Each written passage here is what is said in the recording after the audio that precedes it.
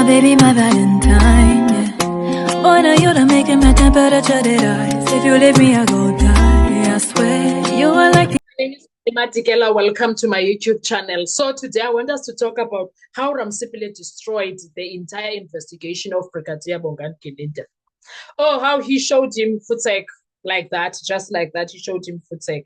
Now let's go dive deep into the deep and surgical on how Advocate Ramsipile used re-examination to target and dismantle the evidence of Brigadier Bongani Gilida through Bongani Ndanzi. This wasn't one of those random questioning. It was precision recovery after cross-examination aimed at exposing contradictions in the state's version.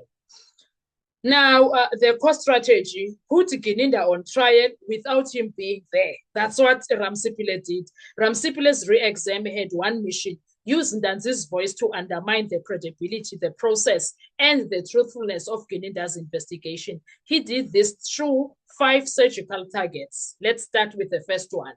The voluntary confession story. What Gilida claimed Ndanzi freely confessed, no cohesion, proper legal procedures were followed. What Ramsipile extracted from Ndanzi, confession was not voluntarily. There was pressure, fear, and cohesion. He was moved around before the confession. He did not feel free to refuse. And also he did not sleep enough. Legal impact when it comes to this directly attacks the criminal procedure section 217 voluntariness requirement. If Ndanzi is believed, Gilida's entire confession narrative collapses. Target number 2 when it comes to this investigation of Gilida, the timeline manipulation, AVL versus police version. What Gilida's evidence implied: movement of police vehicles aligned with arrest and investigation steps. Timeline supports lawful handling. What Ramsipile built he built, and Ndanzi describes being stationary for long periods. Movements don't match the official version. Suggestion: events were staged or misrepresented. This connects directly to AVL anomalies, long 0 kilometers per hour periods, suspicious inactivity during alleged key events. Legal impact: breaks chain of reliability, suggests possible fabrication or reconstruction of events. Point number 3, the rights were explained, claimed. What Gilida's side relies on: Ndanzi was informed of his rights, constitutionally compliant, arrest. Ramsipile's recovery: Ndanzi says no proper explanation of rights, language barriers, no clear understanding of what was happening. This directly contradicts police testimony, confession documentation. Legal impact: violates section 35 of the Constitution, right to fair trial. Weakness admissibility of everything that follows. Target number 4, the chain of custody and scripted confession. Gilida's narrative: confession reflects Ndanzi's own knowledge. Details came from Ndanzi himself. Ramsipile flips it. Ndanzi suggests information was fed to him. Statement was not his true version. He was made to repeat a constructed story. This is critical. If true, the confession becomes continuated evidence. Legal impact: destroys probative value, turns confession into inadmissible or unreliable evidence. Target number 5, the investigation direction problem. Hidden angle: Ramsipile exposed Gilida didn't just investigate, he controlled the direction of the case. Through Ndanzi, Ramsipile brings out, focusing on forcing confessions, lack of independent verification, failure to test alternatives versions. Legal impact: this supports the defense theory. This was a confession-led investigation, not an evidence-led one. Now, the real master stroke, Gesana, from Ramsipile: control of damage, Gesana. Remember, re-examination is not for new evidence. It is for repairing damage done during cross-examination. And Ramsipile did exactly that. He neutralized contradictions. He clarified Ndanzi's version. He recentered the narrative around cohesion and manipulation. Now, the bigger picture and what this means for the case. By the end of this, In fact, by the end of re-exam, Gininda's credibility took a hit. Investigation looked biased and controlled. Secondly, the confession became unstable.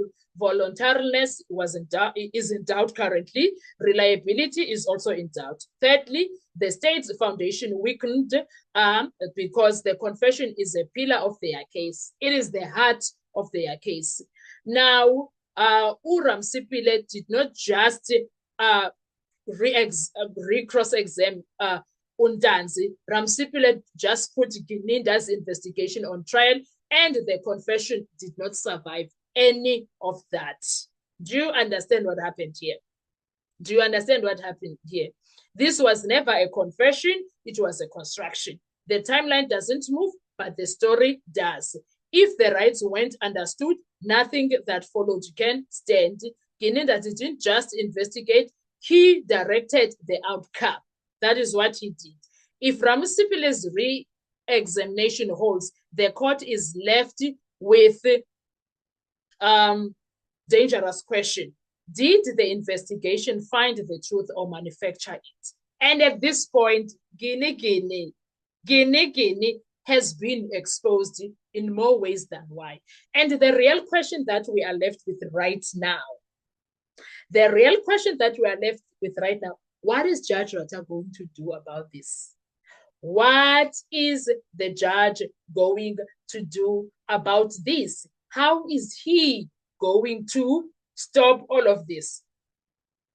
How is Judge Rata going to handle this? That is a big question right now because things are not looking good. Things are not looking good at all. And Judge Rata is in a shame kind of situation. He is in a shame. Now, Gininda did all of this. I don't know how long he took to do all of this, to put it together, and uRamsipile destroyed it in 2.5 hours, Kesan. I'm sure uRamsipile sleeps peaceful, but Gininda no Baloyi.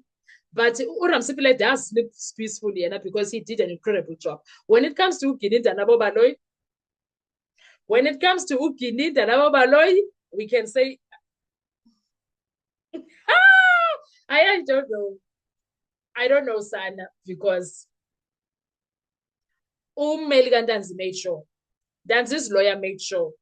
Ramsipile showed us that you can look weak, but at the end, you become the best. He is so. In fact, he has always been a detailed person. He is an attention to detail person. But here, he showed us, I can go there. He mopped the floor, Kabaloyi. He mopped the floor, Gininda.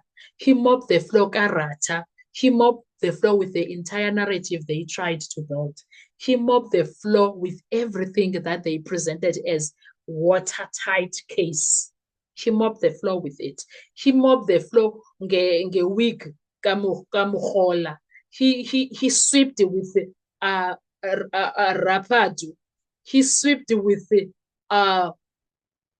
who's this one? He swept with Muhane. He swept with Mabena. He swept with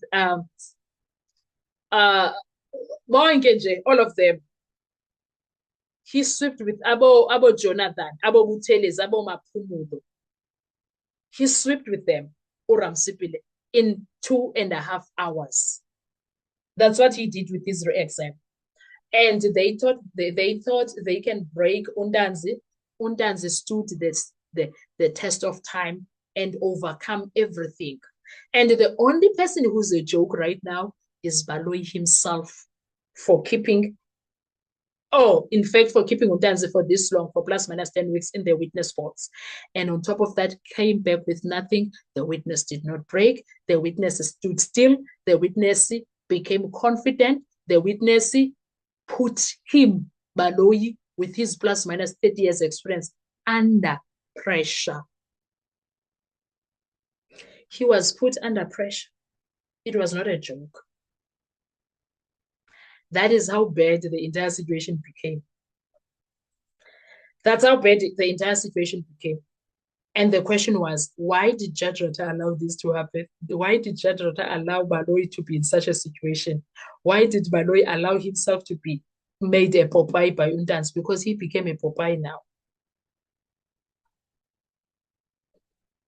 He is gonna sit there and come back now. We still have accused number 3, 4, and 5.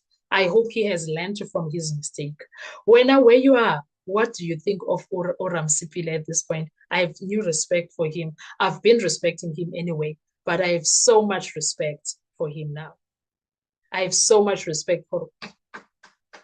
He's so he's so incredible, guys. I can't. Me, I'm so pleased. I'll see you on our next video. Please do tell me what are your thoughts when it comes to all of this. Thank you so much. Do enjoy your day. Bye-bye. The oxygen I need to survive, I'll be on.